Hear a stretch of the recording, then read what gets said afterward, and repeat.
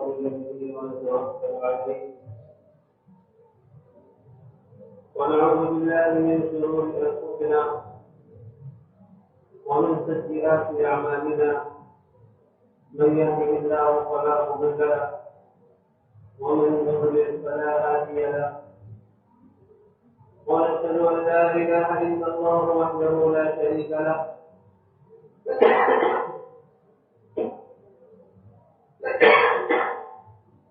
ونشهد أن سيدنا وحبيبنا وشفيعنا ومولانا محمدا عبده ورسوله صلى الله تبارك وتعالى عليه وعلى آله وأصحابه وأزواجه وذرياته وأهل بيته وبارك وسلم تسليما كثيرا كثيرا.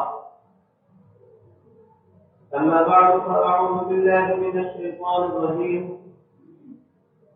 بسم الله الرحمن الرحيم.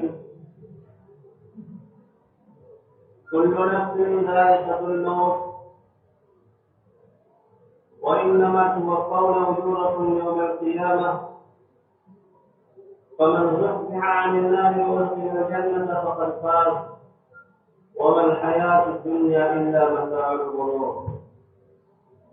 وقال تعالى أفإن مت فهم الخالدون. صدق الله مولانا العلي العظيم. معزز محترم بزرگوں اور دوستوں، اللہ کے سب سے آخری پیغمبر حضرت محمد مصطفیٰ صلی اللہ تعالی علیہ وسلم کے حالات زندگی کے تعلق سے مختلف عناوین پر بہت قیمتی اور مفید باتیں آپ اللہ سماعت فرما چکے تھے. 10 روزہ پروگرام کا آج نواں دن ہے. مجھے حکم ملا ہے کہ نبی اکرم علیہ السلام کی زندگی کے آخری ایام کے سلسلے میں کچھ باتیں آپ کے سامنے رکھی گئی. اللہ کے نبی صلی اللہ تعالی علیہ وسلم اس کائنات کے افضل ترین انسان ہیں. جب آپ صلی اللہ تعالی علیہ وسلم نے مدینہ طیبہ کی جانب ہجرت فرمائی، مدینہ منورہ میں داخل ہونے کی برکت سے تمام چیزیں منور ہو گئی، روشن ہو گئی. لیکن آپ صلی اللہ علیہ وسلم کے وصال کے بعد تمام چیزوں پر تاریخی کیا گئی. کائنات کی روح ہے جناب محمد رسول اللہ صلی اللہ علیہ وسلم. آپ صلی اللہ تعالی علیہ وسلم کا وصال پوری انسانیت کے لیے ایک عظیم ہوتا ہے. لیکن بہرحال جو شخص بھی دنیا کے اندر آیا ہے اسے یہ اللہ کی سنت ہے، اللہ کا نظام ہے، اللہ کا دستور ہے. ہزاروں سال کی زندگی کوئی لے کر آیا ہو، 10,000 سال کی زندگی کوئی لے کر آیا ہو، لیکن بہرحال ایک دن جائے.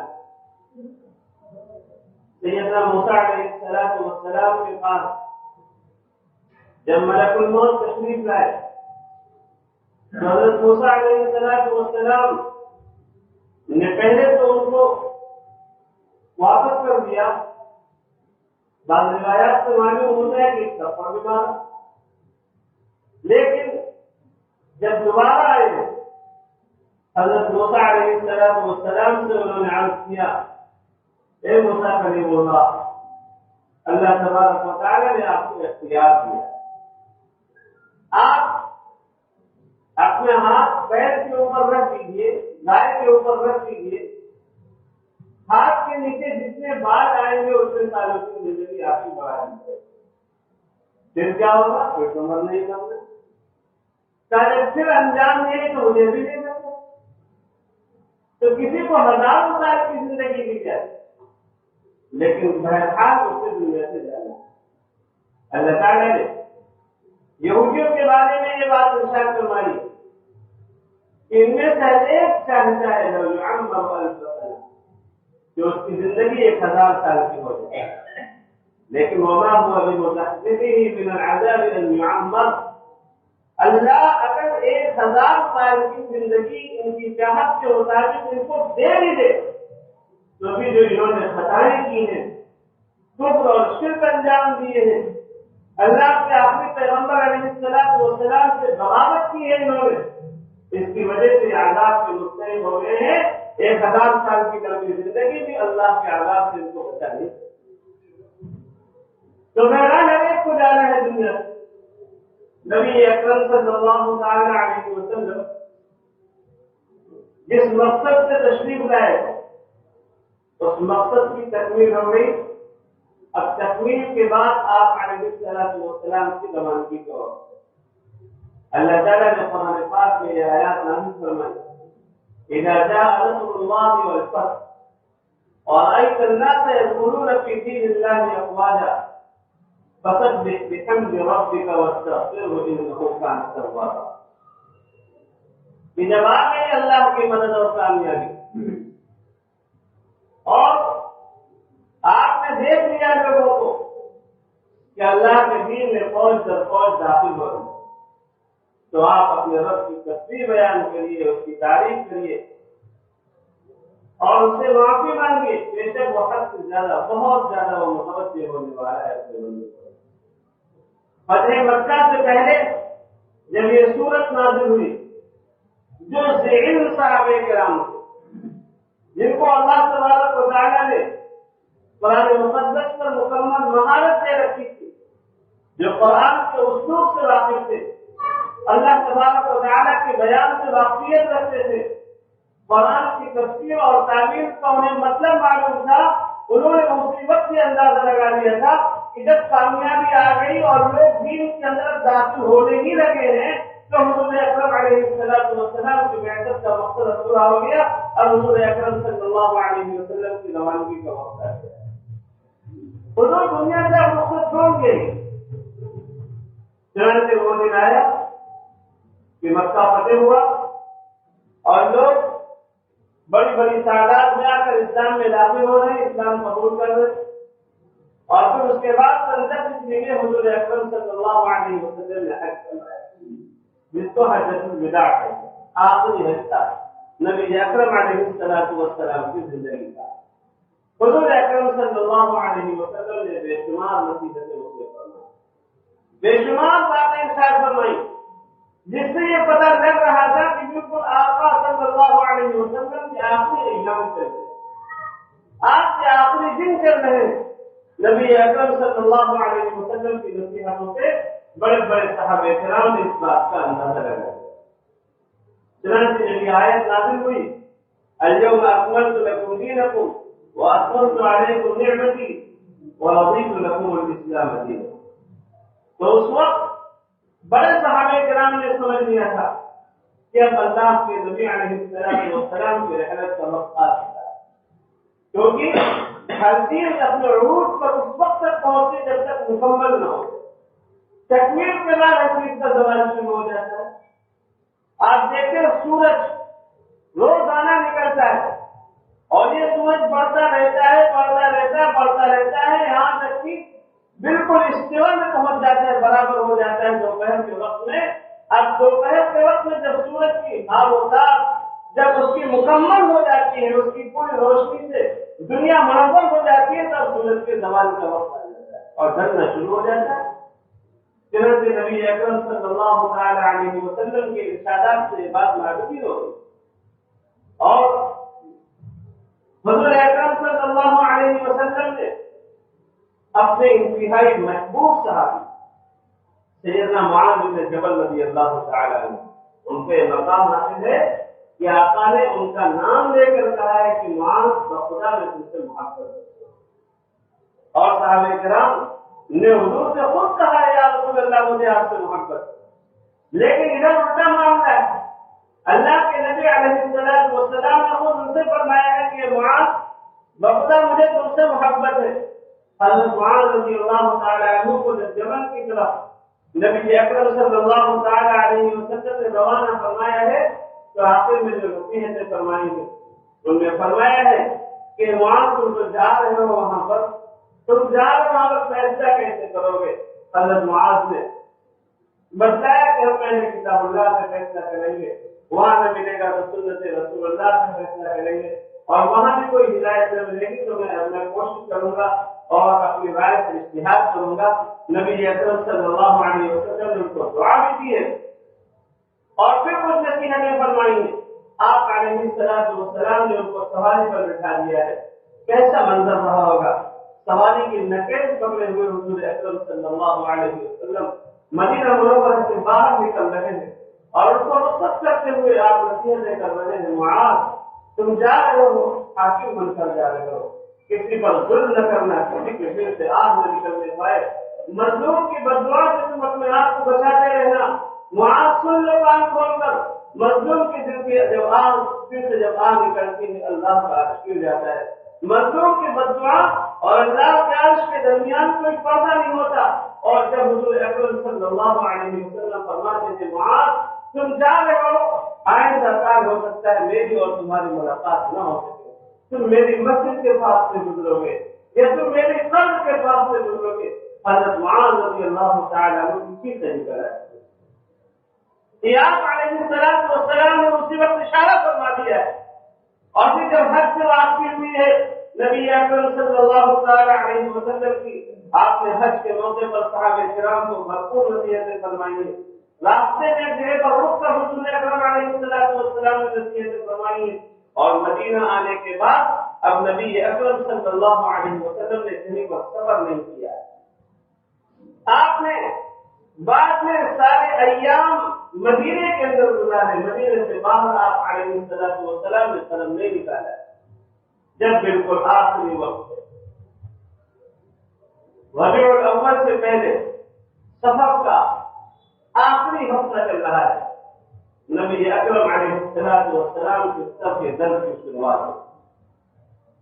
آپ علیہ السلام سر کے درد سے اتنا بے چین ہو جاتے ہیں، امی جان حضرت عائشہ رضی اللہ تعالیٰ عنہ فرماتی ہیں کہ جب حضور اکرم علیہ السلام کا میرے کمرے سے گزر ہوتا تھا، پاس سے گزرتے رک کے پوچھتے عائشہ تم کیسی ہو، لیکن جب کئی دن ہو گئے آپ علیہ السلام نے خیریت نہیں پوچھی۔ حضرت عائشہ نے اپنے قاضی سے کہا کہ میری تکیہ دروازے کی طرف کرو، اور حضرت عائشہ نے اپنے سر میں پٹی باندھ رکھی کہ جب آقا علیہ السلام سر کی پٹی دیکھیں گے تو خیریت تو معلوم ہی کریں گے۔ حضور اکرم علیہ السلام نے پوچھا تو حضرت عائشہ نے فرمایا یا رسول اللہ درد سے تو میرا سر پھٹا جا رہا ہے۔ اللہ کے نبی علیہ السلام نے فرمایا عائشہ خدا جانے کہ کس کے سر میں درد زیادہ ہے، میرے سر میں زیادہ درد ہے یا تمہارے سر میں زیادہ درد ہے، تو اللہ ہی جانتا ہے۔ یہ در حقیقت شروعات کی اس مرض کی جس مرض میں آپ علیہ السلام کو اللہ کے پاس آئے۔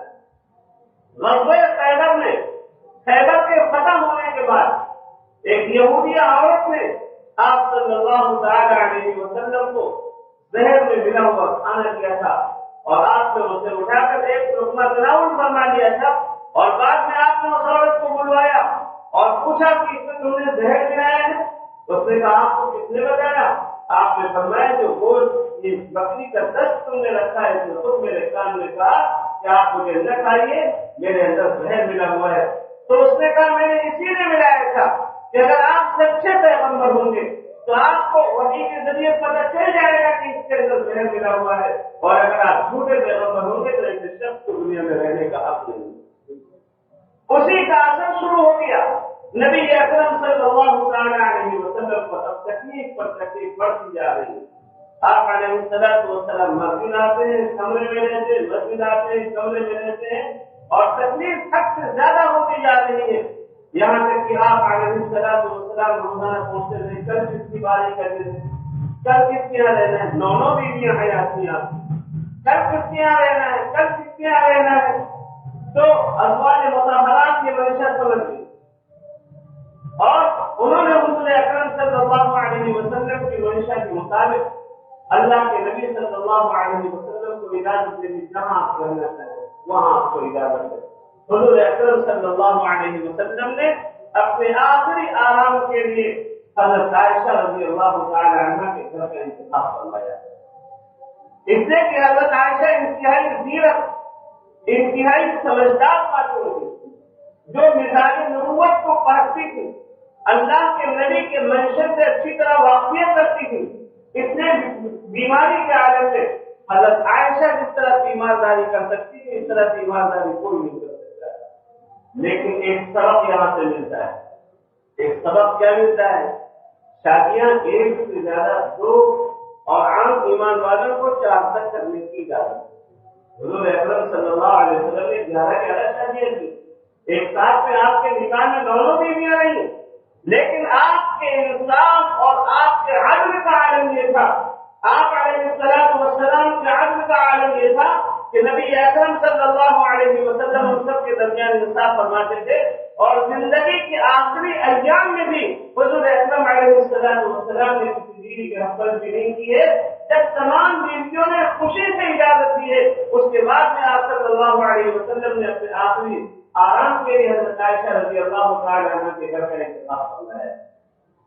یہ سبق ہے مسلمانوں کے لیے کہ دیکھو 2، 3، 4 شادیوں کی اجازت ہے، لیکن شادی اس طرح نہ ہونی چاہیے جیسے آج کل ہو رہی ہے کہ پہلی شادی ہو گئی، پھر جب دوسری کا نمبر آیا تو دوسری شادی کے چکر میں پہلی بیوی کو پیچھے ڈال دیا، اب دوسری نئی نویلی ہے، اس کو گھمانے شملہ، اس کو گھمانے کشمیر، اس کو گھمانے ممبئی اور دلی، لیکن جب دوسری اور پرانی بیوی ہے اس کے گھر میں کھانے کا انتظام نہیں ہے، یا پھر کہ 2 شادیاں، 3 شادیاں، 4 شادیاں مصنوع ہیں اسی وقت جب ہر ایک کے ساتھ انصاف ہو۔ لیکن یہ جو اس وقت برتاؤ ہو رہا ہے کہ پرانی بیوی کو یوں چھوڑ دیا جاتا ہے، اس کے حقوق سے لاپرواہی برتی جاتی ہے، اللہ کی قسم قیامت کے دن سب کے اوپر جھوٹے برتائے جائیں۔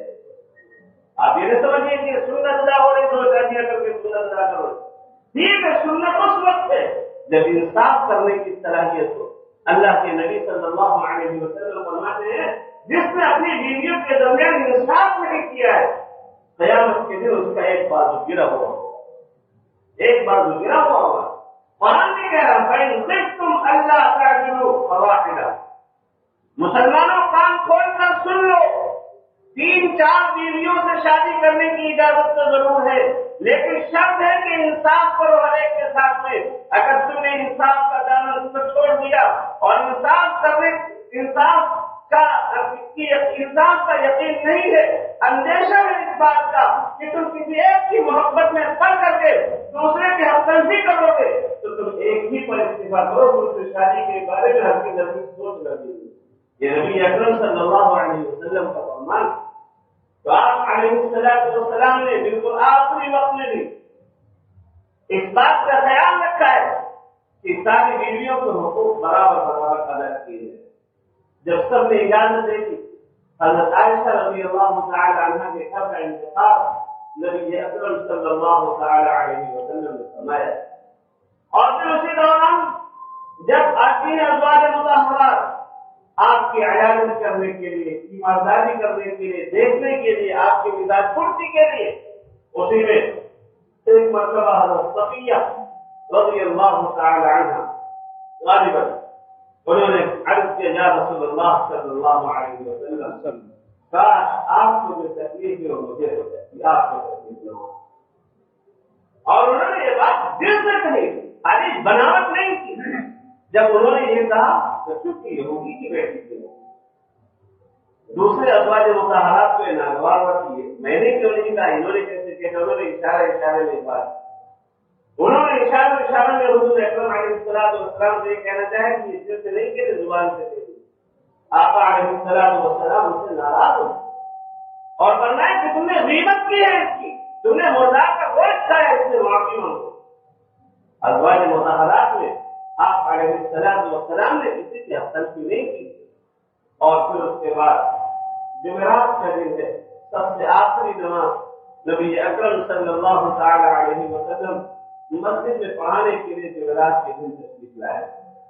جمعرات کے دن سے پریشانی بڑھتی ہے، تکلیف آپ علیہ السلام کی بڑھتی ہے۔ بار بار رشید آدھی ہوتی ہے. سیدنا صدیق اکبر رضی اللہ تعالیٰ عنہ ظہر کی نماز میں تو آگے کھڑے ہو گئے. حضور اکرم علیہ السلام کے حکم سے آپ علیہ السلام نے گھر میں یہ فرمایا کہ 7 مشکی سے پانی میرے اوپر ڈالو. تو آپ کو ایک تخت میں بٹھا دیا گیا. 7 مشکی سے پانی ڈالے گئے. آپ علیہ السلام کو تھوڑا سکون ملا. پھر مسجد آپ صلی اللہ علیہ وسلم تشریف لائے. مسجد آئے. سیدنا صدیق اکبر رضی اللہ تعالیٰ عنہ کو پتہ چل گیا. حضور اکرم علیہ السلام گئے اور حضرت ابوبکر صدیق کے بھائی جانب بیٹھے. اب اللہ کے نبی علیہ السلام نماز پڑھاتے. حضرت ابوبکر صدیق رضی اللہ عنہ آپ کے داہنے جانب فرائض سے مقبل کھڑے تھے اور پیچھے لوگ حضرت ابوبکر کے ابتدا فرما رہے تھے. اس کے بعد بار بار رشید تعلیم ہو رہی ہے. عشاء کا وقت آ گیا ہے. نبی اکرم صلی اللہ تعالی علیہ وسلم نے اس وقت فرمایا حضرت عائشہ سے مروا ابا بکر فلیصلی بالناس. تم لوگوں کو ابو بکر سے کہہ دو اب لوگوں کو نماز پڑھائیں. حضرت عائشہ نے کچھ نہیں کہا. حضور کو افاقہ ہوا کیا لوگوں نے نماز پڑھ لی؟ نہیں یا رسول اللہ آپ کا انتظار ہو رہا ہے مسجد سے. ابو بکر سے کہہ دو وہ لوگوں کو نماز پڑھائیں. حضرت عائشہ رضی اللہ تعالیٰ عنہ نے یا رسول اللہ صلی اللہ علیہ وسلم ابو بکر انتہائی رقیق القلب ہے نرم دل ہے. وہ آپ کے مسئلے کو برداشت نہیں کر پائیں. وہ جائیں گے رونے لگیں گے آپ مت. اور حضرت صفیہ سے حضرت حفصہ رضی اللہ تعالیٰ عنہ سے حضرت عائشہ نے فرمایا بھی کہ آپ کہیے رسول اللہ صلی اللہ علیہ وسلم کہ حضرت عمر کا نام لے لیں. حضور اکرم صلی اللہ علیہ وسلم کے سامنے جب یہ بات آئی آپ علیہ السلام نے فرمایا نہیں ابو بکر سے کہہ دو نماز پڑھو. اور اسی دن کی بات ہے آپ علیہ السلام جب ظہر کی نماز کی بات آئے تھے مسجد کے اندر آپ نے نماز سے فراغت کے بعد بیٹھ کر جب آپ نے نصیحتیں فرمائی ہیں. ایسی نصیحتیں جیسے کوئی آدمی کوئی پردیسی آدمی رخصت ہونے کے وقت نصیحتیں کیا کرتا ہے. جو آخری نصیحتیں ہوتی ہیں نبی اکرم علیہ السلام نے نصیحتیں فرمائی. ان نے فرمایا کہ دیکھو اپنے ماتحتوں کے ساتھ اچھا برتاؤ کرتے رہے. دیکھو جیسے دوسرے وقت آتے تھے دوسرے ملکوں سے آتے تھے لوگ ملنے کے لیے ان وفود کے ساتھ خیرخواہی کا معاملہ کرنا ان کی ضیافت کا اہتمام کرنا. اب جو وقت آتے تھے اس میں کوئی مسلمان ہی تو نہیں ہوتے تھے غیر مسلم ہوتے تھے. کبھی اسلام قبول کرنے کے لیے آ رہے اور کبھی کچھ معلومات حاصل کرنے کے لیے آ رہے. لیکن نبی اکرم علیہ السلام سب کی اجازت فرماتے تھے اور آخر میں آپ نصیحت بھی فرما رہے ہیں کہ کوئی بھی وقت آئے گا ایسا نہ ہو کہ بھوکا یہاں سے چلا جائے. سب کی اجازت کرنا سب کے ساتھ صفائی کا معاملہ کرنا. اور نبی اکرم علیہ السلام نے اور نصیحت فرمائی کہ دیکھو کسی کا حق اپنے اوپر لے کر نہ جانا. کسی کے حق پر بھی نہ ہو سکے. آج جس سے میرا لین دین ہو جس سے میرا معاملہ ہو صاف کر دو. جس سے میں نے روپیے پیسے لیے ہوں مجھ سے مانگو میں دے دوں گا. اگر میں نے کسی کے پیٹ پر مارا ہو تو میری پیٹ اس کے لیے حاضر جا کر مجھ سے انتقام بدلا لے. نبی اکرم صلی اللہ تعالی علیہ وسلم کی ارشاد کے بعد میں ایک صحابی کھڑے ہوتے یا رسول اللہ صلی اللہ علیہ وسلم آپ نے مجھ سے ایک بار 3 درہم دیے. آپ علیہ السلام نے فرمایا میں تم کو جھوٹا نہیں سمجھ رہا ہوں لیکن مجھے یاد نہیں آ رہے آپ بتاؤ کب ہم نے لیے تھے. تو انہوں نے بتایا کہ فلاں موقع پر آپ کے 3 درہم دیے تھے. حضور اکرم علیہ السلام نے فرمایا ایک مدد ان کو 3 درہم دے دو. ایک ساتھ کھڑے ہوتے یا رسول اللہ صلی اللہ علیہ وسلم میں نے مال غنیمت سے فلاں موقع پر 3 درہم چوری کر لیے لیکن اب ڈر ہے کہ دنیا کے اندر رسوائی ہو جائے آخرت کی رسوائی سے ہم بچ جائے. نبی اکرم صلی اللہ علیہ وسلم نے فرمایا کہ ان سے 3 درہم تم دے دو. اور پھر ایک صحابی کھڑے ہوتے یا رسول اللہ صلی اللہ علیہ وسلم آپ نے مجھے مارا. حضور اکرم صلی اللہ علیہ وسلم کہتے ہیں 3 سال دے بدلہ لے لو انتخاب لے لو. وہ کہتے ہیں یا رسول اللہ صلی اللہ علیہ وسلم آپ نے جب مارا تھا تو اس وقت میری ننگی پیٹ ہوئی. آج کون کہہ سکتا ہے کسی کے سامنے بڑوں کے سامنے. لیکن اللہ کے نبی علیہ السلام نے یہ بھی فرما دیا کہ سن لو کان کھول کر اگر تم مجھ سے انتقام لے لو گے بدلہ لے لو گے تو ایسا نہیں کہ میرے دل میں تمہارے ساتھ کی نہ ہو. جو بدلہ لے لے گا اس کی محبت میرے دل میں اور زیادہ پیدا ہو جائے گی، اس سے انتقام لے لو، بدلہ لے لو۔ وہ صحابی کو فرماتے یا رسول اللہ میری ننگی پیٹ کی آپ نے مارا تھا، آپ علیہ السلام اپنی چادر کو سرکا دیتے ہیں، وہ پیچھے سے پہنچ کر چمٹ جاتے ہیں اور مہموم نبوت کا حوصلہ لیتے ہیں، یا رسول اللہ صلی اللہ علیہ وسلم آپ سے بدلہ کون لے سکتا ہے، اللہ معاف کرے آپ کو۔ حضور اکرم علیہ السلام فرماتے ہیں یا تو معاملہ صاف کر لو اور یا اللہ تبارک و تعالیٰ کے واسطے مجھے معاف کر دو، قیامت کے دن میری گردن نہ پکڑنا، قیامت کے دن میرے دامن کو نہ پکڑنا۔ اللہ کا آخری پیغمبر جس سے کبھی کوئی خطا ہوئی نہیں، جس نے کبھی کسی کے اوپر ظلم نہیں کیا ہے، اپنے خاطر اپنے مقصد سے کسی کو کبھی مارا نہیں ہے، نبی اکرم صلی اللہ علیہ وسلم نے دشمن سے بڑے بڑے دشمن آپ کے سامنے آئے لیکن کسی دشمن کے اوپر آپ نے تلوار نہیں چلائی۔ وہ پیغمبر آخری وقت میں کیا کہہ رہے ہیں، بھائی معاملہ صاف کر دو، قیامت کی رسوائی بڑی خطرناک رسوائی ہے۔ آج ہم اور آپ کیا کرتے ہیں، ہم اور آپ کیا کرتے ہیں، ہم اور آپ تو دنیا میں جس کو چاہے سزا لیں، لیکن یاد رکھیے اللہ تبارک و تعالیٰ کے فرشتے ایک ایک عمل ہمارا لکھ رہے ہیں، ہمارے انصاف کو، ہمارے ناانصافی کو، ہمارے ظلم و عدوان کو، ہمارے سرکشی کو، ہمارا ایک ایک عمل فرشتے گاڑی کے اندر لکھ رہے ہیں اور پھر قیامت کے دن سارا فیصلہ ہمارے سامنے کھول کر کے پیش کر دیا جائے گا۔ بہرحال اس کے بعد نبی اکرم صلی اللہ علیہ وسلم کا واقعہ تشریف لے گئے۔ اب پھر عشاء کی نماز کے بعد سے حضرت ابوبکر صدیق رضی اللہ تعالی عنہ نے مصلی کو سنبھال رکھا ہے۔ 17 نمازیں سیدنا صدیق اکبر رضی اللہ تعالی عنہ نے پڑھائی آپ صلی اللہ علیہ وسلم کی زندگی میں، اور پھر حضور اکرم صلی اللہ تعالی علیہ وسلم کے پاس دوشنبہ کا دن ہے، 12 ربیع الاول ہے، فجر کی نماز کے بعد آپ کی عیادت کے لیے تشریف لے گئے گھر پہ، کیونکہ فجر کا دن دوشنبہ کا دن تھا، فجر کے وقت آپ کی طبیعت میں تھوڑی سی بشاشت آئی، اس سے پہلے تو پوزیشن یہاں پہ ہو گئی تھی، آپ علیہ السلام دعائیں کرتے تھے، آپ کی پوری زندگی کا معمول تھا قل هو اللہ احد قل اعوذ برب الفلق قل اعوذ برب الناس، پڑھ کر اپنے ہاتھوں پر دم کرتے اور جہاں تک ہاتھ پہنچ سکتے آپ ہاتھوں کو پھیر دیا کرتے تھے، لیکن جب پریشانی زیادہ ہو گئی تھی حضرت عائشہ رضی اللہ تعالی عنہا سے آپ نے فرمایا عائشہ تم پڑھ کر دم کر دو۔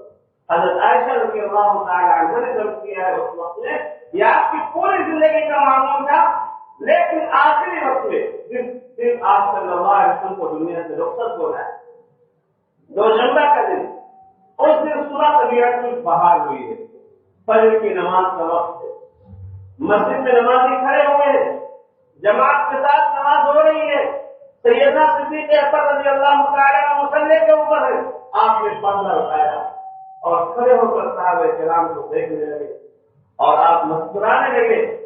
اتنے میں صحابہ کرام آپ کے منتظر ہو گئے کہ شاید آج پھر اللہ کے نبی کے پیچھے نماز پڑھنے کا موقع مل جائے۔ حضرت ابوبکر پیچھے ہٹنے لگے، آپ نے اشارہ کر دیا اپنی جگہ پر رہو، اور پھر اس کے بعد پردہ ہمیشہ ہمیشہ کے لیے آپ علیہ السلام رکھے رکھتے۔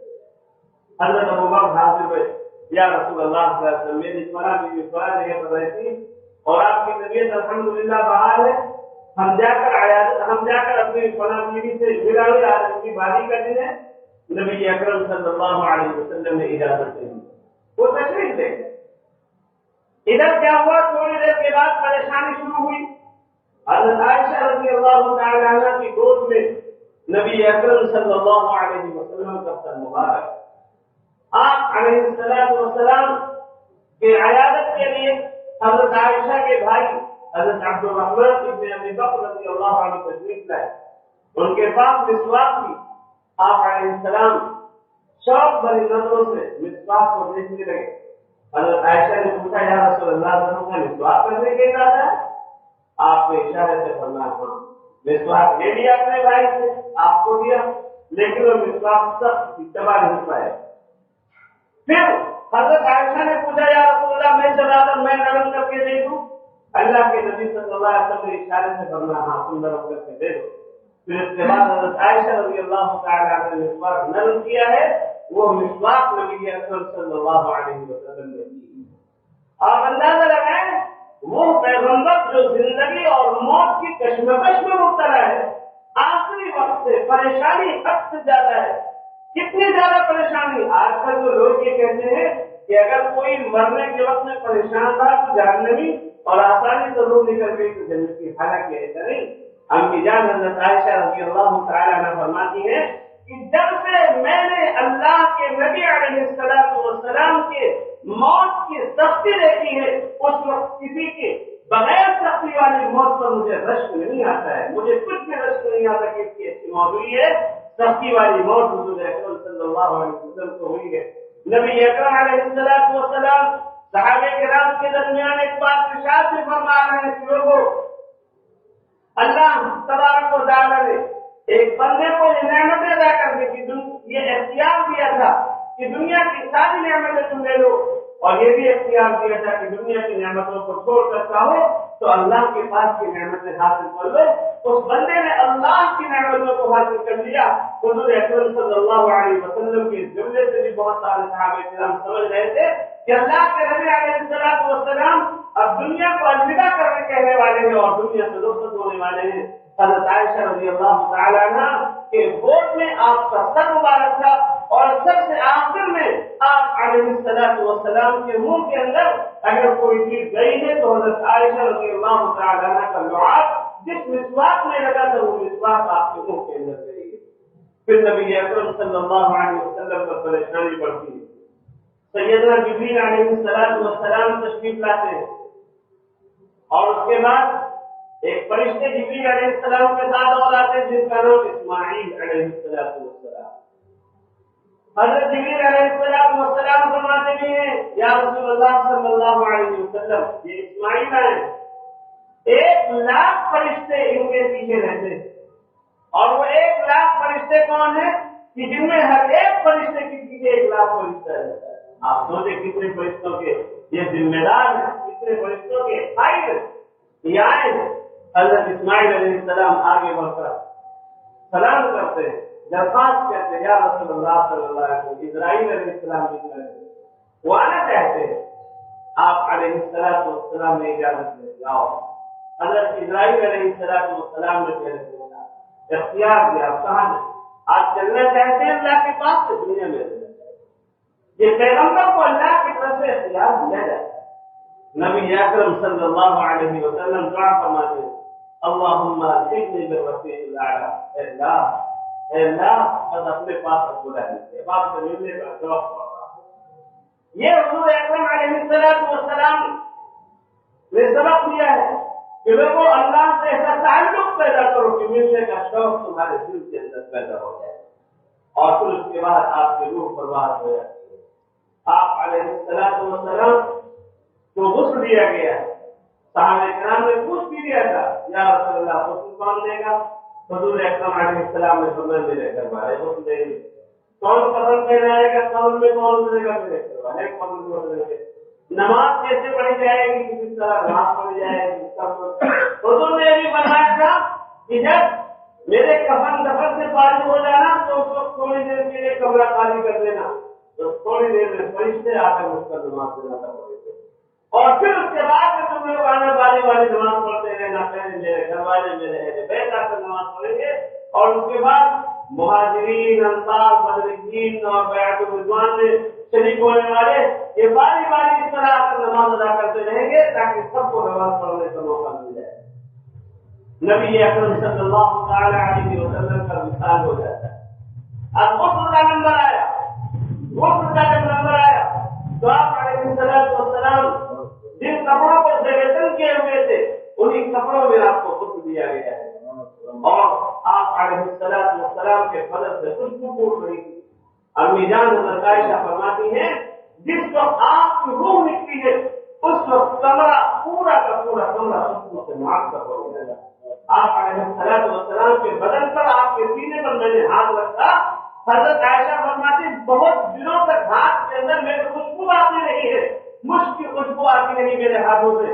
حالانکہ میں ہاتھ دھوتی بھی رہی وضو بھی کرتی رہی غسل بھی کرتی رہی لیکن ہاتھوں کی خوشبو ختم نہیں ہوئی ہے.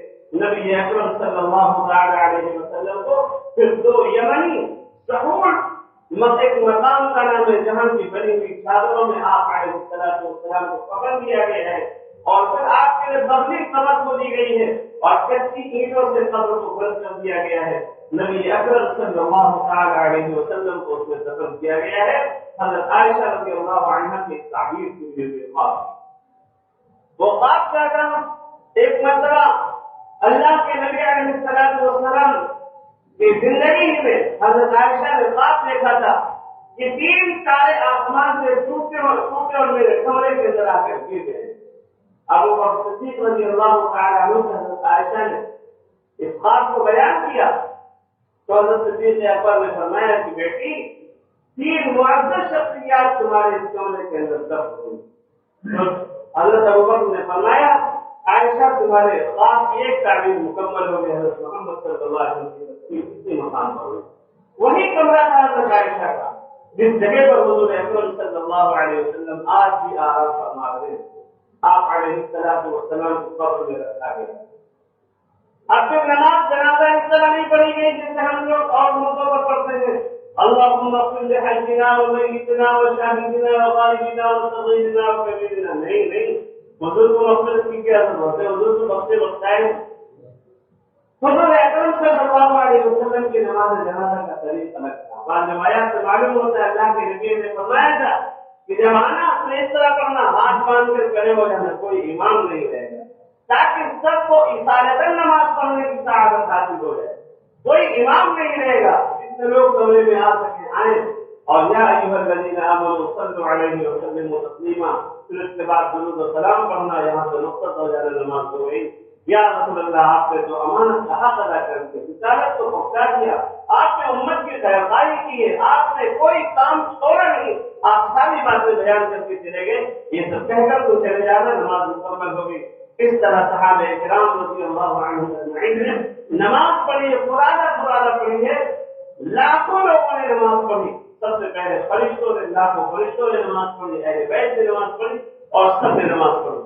آپ علیہ السلام کا ایک مثال ہوتا ہے، صحابہ کے ہوش گم ہو، حواس باختہ ہو گئے، پوچھیے ان صحابہ کرام سے جن کے سامنے منظر پیش ہے، اس لیے کہ صحابہ کی جان سے زیادہ عزیز تھی حضرت محمد صلی اللہ علیہ وسلم۔ آنکھ تھمنے کا نام نہیں لے رہے، پورے مدینے میں کوہرام برپا تھا۔ حضرت فاطمہ کا ایک مشہور شعر ہے، صبت علیہ مصائب لو انہا صبت علی الایام سرن لیالیا، میرے اوپر تکلیفوں کے ایسے پہاڑ ٹوٹے ہیں، اگر یہ تکلیفیں دن کی روشنی کے اوپر آ جائیں تو دن اپنے اجالے کو ختم کر دے گا، دن رات میں تبدیل ہو جائے گا۔ ایسے پہاڑ مصیبتوں سے ہمارے اوپر ٹوٹے۔ جب صحابہ کرام دفن کر کے آئے ہیں، حضرت فاطمہ پوچھ رہے ہیں بتاؤ تمہاری ہمت کیسے پڑ گئی تھی اللہ کے نبی کو مٹی ڈالنے کی؟ کیسے تمہاری ہمت پڑ گئی تھی اللہ کے نبی علیہ السلام کو مٹی ڈالنے کی؟ اب تو وہی کا سلسلہ بند ہو گیا۔ حضرت جبریل علیہ السلام اللہ کا پیغام لے کر اس زمین پر آتے تھے، حضور اکرم صلی اللہ علیہ وسلم کے انتقال سے وہی کا سلسلہ دنیا سے ختم ہو گیا ہے۔ بعض صحابہ تو ماننے کو تیار نہیں، لیکن اس میں بھی حکمت تھی، اس میں بھی خیرخواہی تھی۔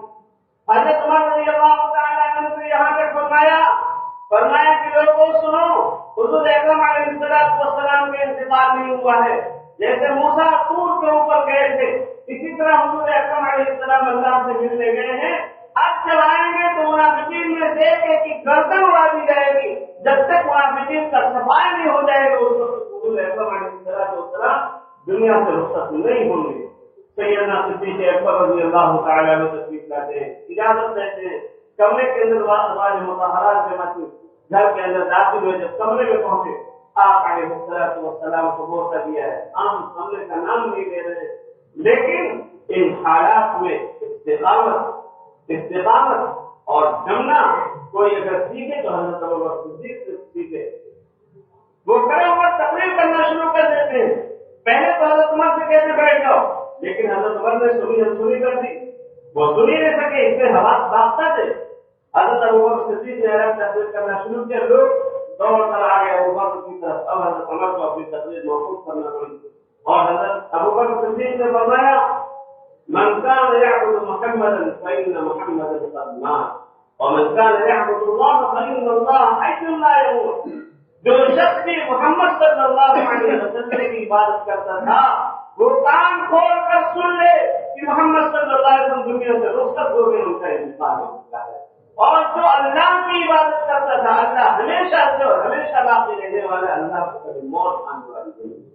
حضرت عمر کی تقریر سے بھی فائدہ ہوا، کیونکہ اس وقت جو منافقین تھے وہ فتنہ مچانے کے در پہ تھے، وہ فتنہ پیدا کرنا چاہتے تھے. وہ اپنی سازشوں اور مکر فریب کے ذریعے سے مسلمانوں کے اندر پھوٹ ڈالنا چاہتے تھے. لیکن حضرت عمر کی اس کوشش کی تقریر کا اثر ہوا کہ منافقین اپنے فتنے سے باہر آ گئے. اس کے بعد حضرت ابوبکر صدیق رضی اللہ تعالی عنہ کی تقریر ہوئی ہے، معاملہ ٹھنڈا ہو گیا. سیدنا بلال رضی اللہ تعالی عنہ نے جب اذان کہنا شروع کیا ہے، اشہد ان لا الہ الا اللہ کا معاملہ چلتا رہا، لیکن اشہد ان محمد رسول اللہ فرمایا ہے تو بحران برپا ہو گیا.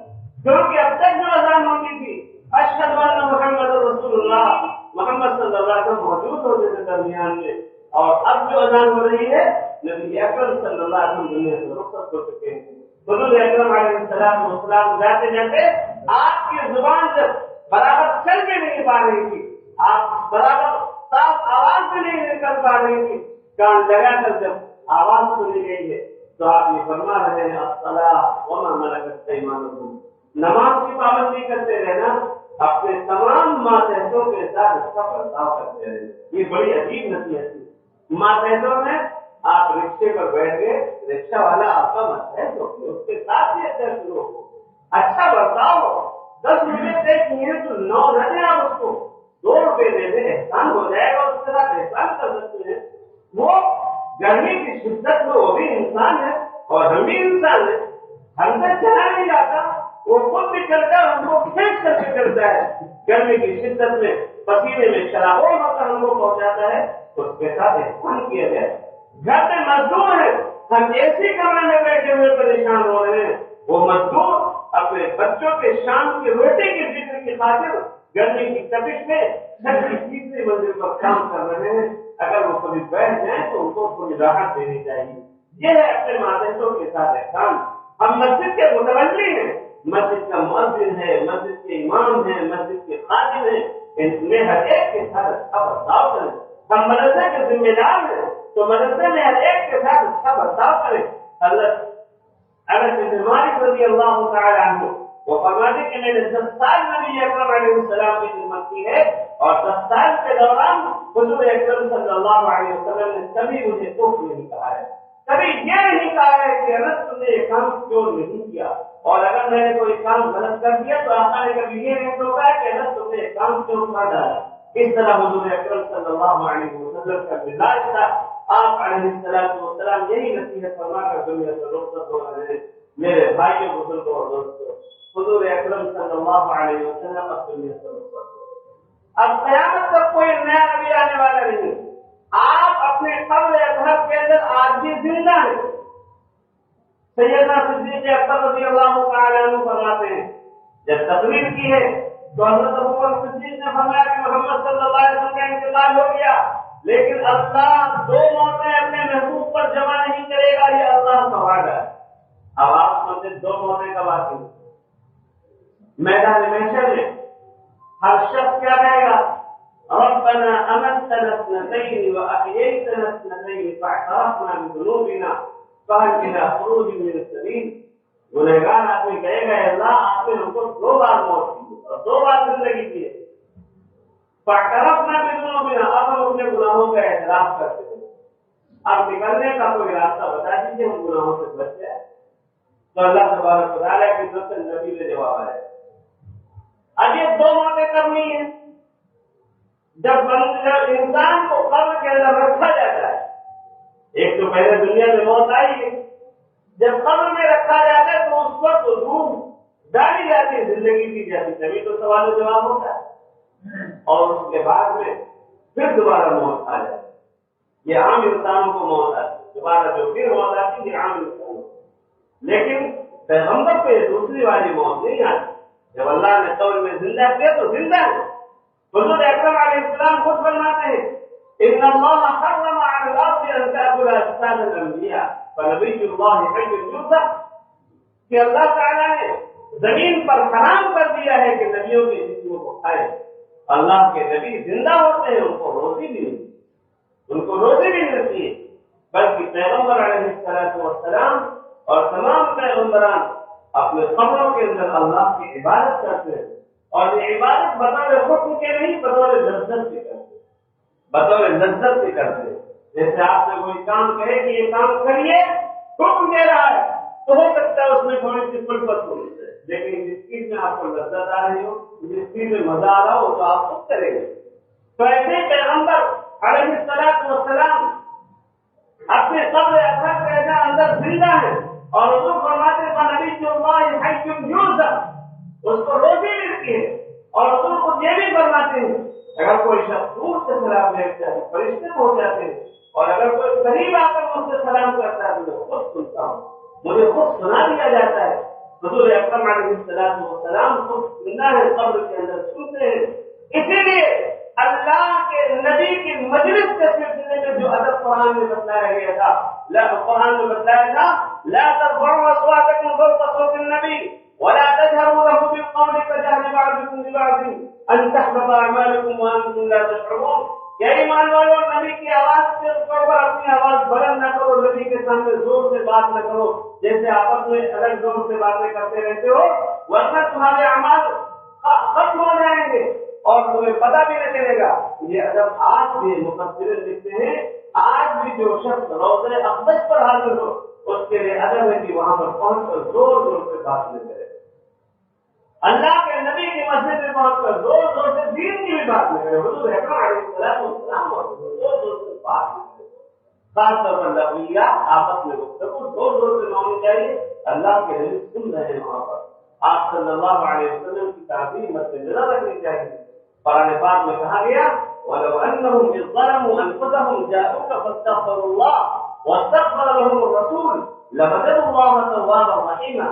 یہ لوگ اپنے اوپر ظلم کریں اور پھر آئے آپ کے پاس اور آپ سے معافی کی درخواست کریں، اللہ سے خود بھی معافی مانگے اور اللہ کے رسول بھی ان کے لیے اللہ سے درخواست کر دیں، تو اللہ تبارک و تعالیٰ توبہ قبول کر لائے گا. اس سے جب کبھی روضہ اقدس پر حاضری کی سعادت مل جائے، اللہ ہم سب کو توفیق عطا فرمائے، تو وہاں پر جا کر اللہ سے ہم خود معافی مانگے. دعا حضور اکرم علیہ السلام سے نہیں مانگی جائے گی، دعا عبادت ہے، دعا صرف اللہ سے کی جائے گی. اے اللہ ہمیں معاف کر دیجیے.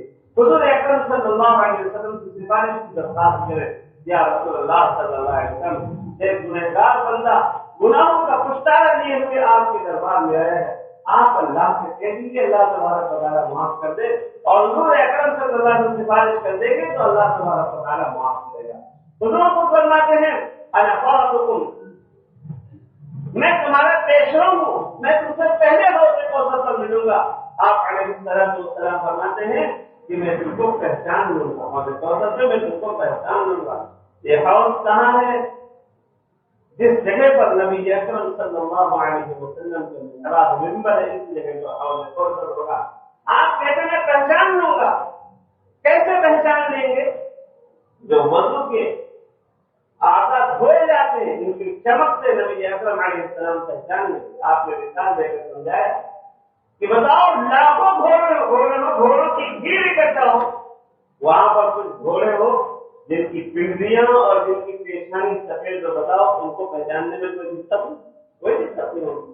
اسی طرح آدم علیہ السلام سے لے کر عیسیٰ علیہ السلام کے ماننے والوں تک سب کی بھیڑ ایک طرف ہوگی، لیکن میری امت جو نماز ادا کرتی ہے، نماز ادا کرنے کی وجہ سے نماز سے پہلے جو وضو کرتے ہیں اعضائے وضو ان کے انتہائی چمکدار ہوں گے، کوئی اعضائے وضو سے ان کو پہچان لوں گا کہ میری امت کے لوگ. اس لیے میرے بھائیوں نمازوں کا بھی اہتمام کرنا چاہیے، اور نماز سے میرے وضو کا بھی بہت اہتمام کرنا چاہیے. اہتمام کے ساتھ وضو کریں، اطمینان کے ساتھ وضو کریں، کثرت سے وضو کریں، اور وضو میں مسواک کا بھی اہتمام ہو. حضور اکرم علیہ السلام دنیا سے رخصت ہو رہے لیکن اس کا خیال کر کے جا رہے کہ منہ صاف کرتے ہیں اللہ کے ساتھ. اور پھر نبی اکرم علیہ السلام ہر ایک کے ساتھ ہر ایک کا حق ادا کر کے رخصت ہو رہے. کسی پر ظلم کیا ہو آ کر بدلہ لے لیں، کسی کو میں نے کچھ کہا ہو آ کر انتقام لے لیں، کسی کے پیسے میرے اوپر ہو آ کر پیسہ وصول کر لے. آپ علیہ السلام زندگی ہی میں یہ معاملہ خاص کر کے دنیا میں یہ سبق دے رہے ہیں کہ مسلمانوں تم بھی اسی طرح کرنا. بہرحال حضور اکرم صلی اللہ علیہ وسلم کی تصویر عمل میں آئی. اب مسلمانوں کو نبی اکرم صلی اللہ علیہ وسلم کے بتلائے ہوئے طریقے کے مطابق زندگی بسر کرنا ہے.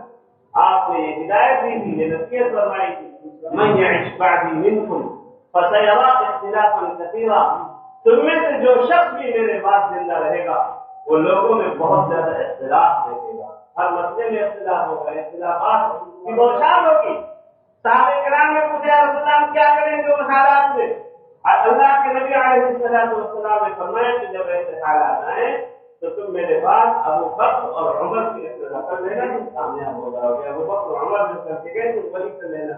بہرحال نبی اکرم علیہ السلام کے رخصت ہونے کے بعد میں جو سریہ سیدنا اسامہ ابن زید رضی اللہ تعالی عنہ کی عمارت میں آپ علیہ السلام نے بھیجا تھا، لیکن مدینے کے قریبیت جگہ پر وہ قیام پذیر تھا. آپ علیہ السلام کی تقریر سے فارغ ہونے کے بعد سیدنا صدیق اکبر رضی اللہ تعالی عنہ سب سے پہلے وہی پہنچ گئی. اس میں بھی دیکھیے بڑے بڑے صحابہ کرام سے، بڑے بڑے صحابہ کرام، بدری صحابہ کرام سے، بڑے عمر کے لوگ تھے، لیکن حضرت اسامہ ابن زید رضی اللہ تعالی عنہ جن کی عمر ابھی 20 سال سے بھی کم تھی، حضور اکرم صلی اللہ علیہ وسلم نے ان کو امیر بنا کر قیامت تک آنے والے مسلمانوں کو ایک سبق دیا ہے کہ مسلمانوں تم بوڑھوں کے چکر میں اپنے جوانوں کی صلاحیت کو برباد نہ کرنا.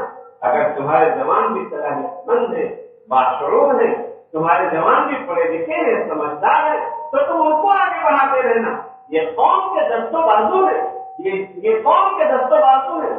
نوجوان اگر کسی موقع پر کھڑے ہوں گے اللہ کی مدد اس کے ساتھ کریں گے. اس لیے نوجوانوں کی صلاحیت کو ضائع نہ ہونے دینا. اللہ تبارک و تعالی ہم سب کو حضرت محمد صلی اللہ علیہ وسلم کی پوری سیرت طیبہ پر عمل کرنے کی توفیق عطا فرمائے. آمین. وآخر دعوانا الحمد للہ.